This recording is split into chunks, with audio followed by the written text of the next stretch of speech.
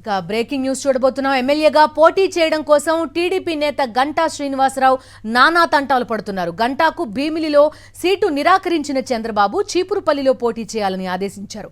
చీపురుపల్లిలో చేయాలి, లేదంటే పార్టీ కోసం పనిచేయాలని బాబు గంటాకు సూచించినట్టుగా తెలుస్తోంది. దీంతో భీమిలి సీటు కోసం పవన్ కళ్యాణ్ చుట్టూ గంటా తిరుగుతున్నట్టుగా సమాచారం. పొత్తులో భాగంగా భీమిలి సీటు ఇప్పించాలంటున్నారు, లేదా జనసేన తరపునైనా పోటీ చేయడానికి సిద్ధం అంటున్నారు గంటా.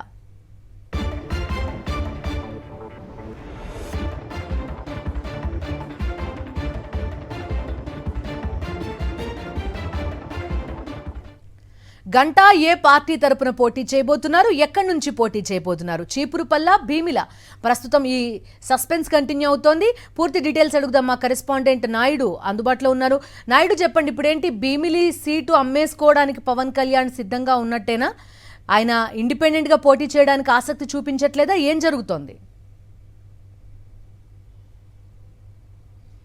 బిందు, మాజీ మంత్రి గంటా శ్రీనివాసరావు ప్రతి ఎన్నికకు ఒక నియోజకవర్గం మారడం అనేది ఆనవాయితీగా వస్తుంది. ఈసారి ఏకంగా పార్టీ మారుతారనే ప్రచారం జోరుగా వినిపిస్తుంది. నిన్నటి వరకు గంటా శ్రీనివాసరావు తెలుగుదేశం పార్టీ తరపున భీమిలి సీటును ఆశించారు. అయితే చంద్రబాబు నాయుడు మాత్రము చీపురుపల్లి నియోజకవర్గం నుంచి పోటీ చేయాలని ఆదేశించారు. చేస్తే చీపురుపల్లి నుంచి పోటీ చేయాలి, లేదంటే పార్టీకి పని చేయాలంటూ కూడా స్పష్టం చేశారు. దీంతో తీవ్ర అసంతృప్తికి గురైన గంటా శ్రీనివాసరావు తాను భీమిలి నుండి పోటీ చేస్తానని కూడా చంద్రబాబు నాయుడుకి స్పష్టం చేయడం జరిగింది. అయినప్పటికీ కూడా భీమిలి నుండి పోటీ చేయడానికి మాత్రం ఎట్టి పరిస్థితుల్లోనూ ఒప్పుకునేది లేదంటూ కూడా ఇప్పటికే పార్టీ ఒక నిర్ణయం తీసుకుందంటూ చంద్రబాబు నాయుడు గంటాకి స్పష్టం చేశారు. ఈ నేపథ్యంలోనే నిన్న అనుచరులతోనే రహస్యంగా గంటా శ్రీనివాసరావు సమావేశమయ్యారు. భవిష్యత్తులో ఏ పార్టీ తరపున పోటీ చేయాలి, ఏ స్థానానికి పోటీ చేయాలనే దాని మీద సుదీర్ఘంగా చర్చించారు. అయితే గంటా శ్రీనివాసరావు ఈసారి భీమిలి నుండి పోటీ చేయాలనే ఆలోచనలో ఉన్నారు కాబట్టి జనసేన అధ్యక్షుడు పవన్ కళ్యాణ్ చుట్టూ సీటు కోసం ప్రదక్షిణ చేస్తున్నారనే ప్రచారం జరుగుతుంది.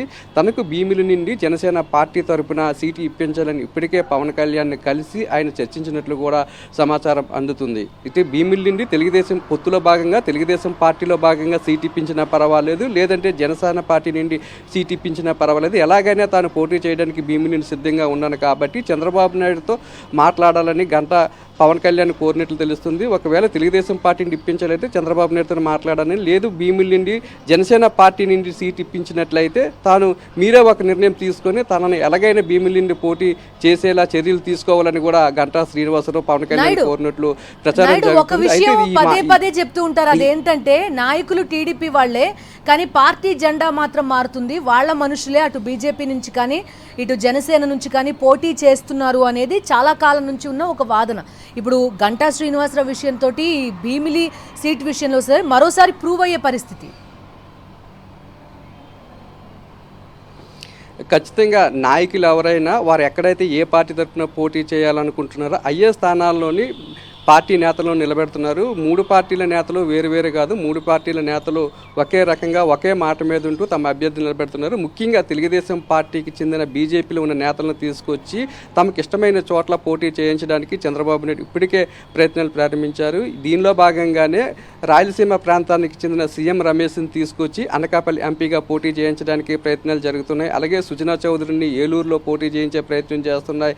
అలాగే ఒరిజినల్ బీజేపీ నేతలు ఎవరైతే ఉన్నారో వారికి మొండి చేసి చూపించే ప్రయత్నం చేస్తున్నారు. అలాగే గంటా శ్రీనివాసరావు కూడా ఒక అవకాశం కల్పించడం కోసం భీమిలి నుంచి పవన్ కళ్యాణ్ తీసుకొచ్చి ఇక్కడ పోటీ చేస్తారనే ప్రచారం కూడా జరుగుతుంది. మొదటి నుండి కూడా మూడు పార్టీలు వేరైనప్పటికీ కూడా అందులో ఉన్న మనుషులు ఒక్కటే, ముగ్గురికి కూడా మూడు పార్టీ నేతలు కూడా ఎవరికి ఎక్కడ పోటీ చేయించాలనేది మాత్రం వారి చేతుల్లోనే ఉంది. దీనిలో భాగంగా వారికి నప్పిన అభ్యర్థులు వారికి నచ్చిన చోట పోటీ చేస్తున్నారు. ఎవరైతే మూడు పార్టీలో నిజమైన నాయకులు ఉన్నారో వారికి అన్యాయం చేస్తున్నారు. పెద్ద ఎత్తున పార్టీ ఫండ్ ఇచ్చిన వారు, అలాగే కోట్లాది రూపాయల పార్టీకి తెలుగుదేశం పార్టీకి జనసేనకి ముట్ట చెప్పిన వారికి మాత్రమే వారు అనుకున్న స్థానాల్లో పోటీలోకి దింపుతున్నారనే ప్రచారం అయితే ఈ రెండు పార్టీల నేతల నుండి వినిపిస్తుంది. వాస్తవానికి బీజేపీలో ఉన్న నిజమైన బీజేపీ నాయకులకు మాత్రం అన్యాయం జరుగుతుంది. కోట్లాది రూపాయలు ఉన్న మిగతా పార్టీల్లో ఉన్న నేతలకు మాత్రము న్యాయం అయితే జనసేన పార్టీలోని తెలుగుదేశం పార్టీలోని జరుగుతుంది. బిందు.